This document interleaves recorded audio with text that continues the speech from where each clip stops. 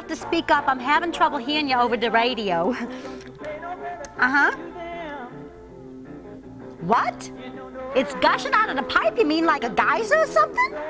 Oh my gosh, oh my gosh.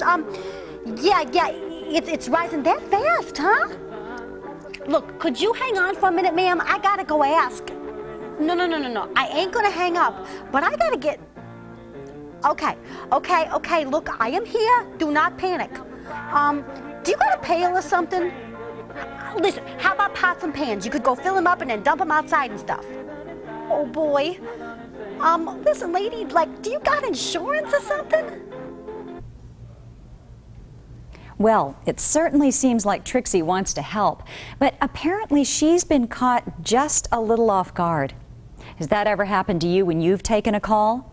Well, this week's topic may help. We're going to talk about anticipating customer needs, especially when it concerns an emergency situation.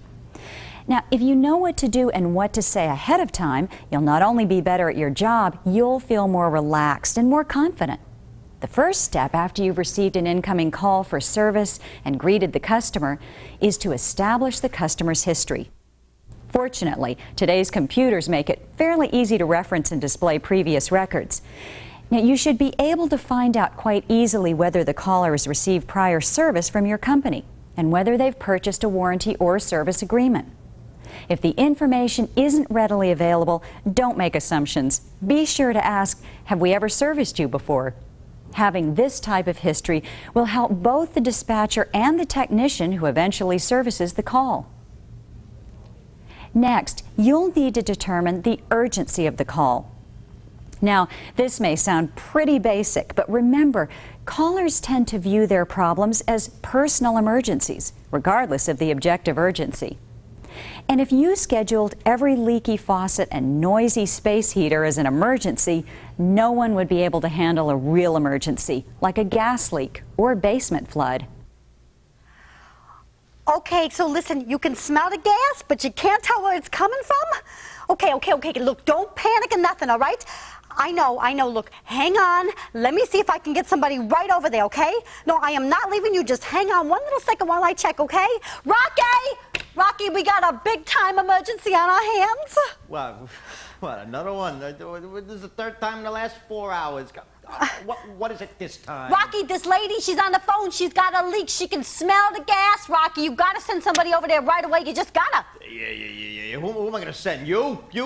I got nobody. You had me send Sam over that emergency faucet leak. I even had to send Junior out to handle that emergency with the light out in the lady's oven. You know what? Everybody is busy. Well, I can appreciate your concern, Mr. Martin. Having a noisy air conditioner near your bedroom must make it really difficult to sleep at night. Oh, yes, I certainly understand that you consider it an emergency. Oh, that sure would be aggravating. So when would it be convenient to schedule service? Okay, then how about between 1 and 5 this afternoon? Sure, we can give you a call at work to let you know he's on the way. Perfect. Of course, since you don't have years of technical training, you may not always be certain exactly how serious a problem is. So if you're ever unsure whether the situation is truly an emergency, politely place the caller on hold and consult with your dispatcher or service manager. And what do you do if there is an emergency that threatens life or property damage? Well, other than remaining calm and supportive, it depends on the nature of the problem. But the more you know about proper emergency procedures, the faster you'll be able to assist the customer by offering sound advice. For water leaks, help the caller locate the shutoff valve and explain how to close it by turning the handle clockwise. Right, of course. I understand how you must feel, Miss Lee, but try to stay calm. I think I can help you stop the flooding, at least until we get someone over there to fix the problem. Good, that's it. Take a deep breath. Great, okay. Now, do you know where the shutoff valve is to the toilet? No? Okay, it's usually on the left-hand side near the floor. Sure, I'll hold while you check.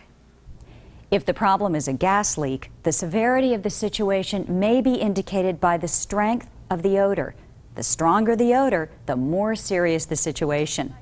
If the caller detects a powerful gas odor, you should advise the caller to exit the premises immediately and not to turn on or off the lights. Offer to notify the proper authorities. If the odor is mild, advise the caller on the most likely location of the shutoff valve and explain how to close it by turning the handle clockwise.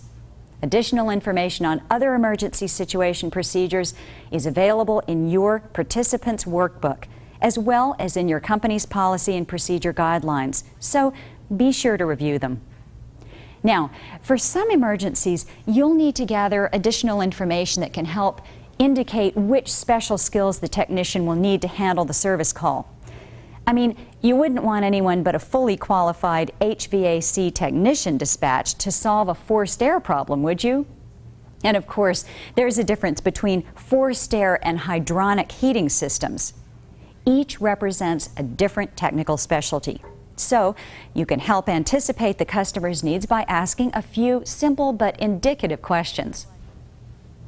For example, is your heating system natural gas, oil, electric, or propane?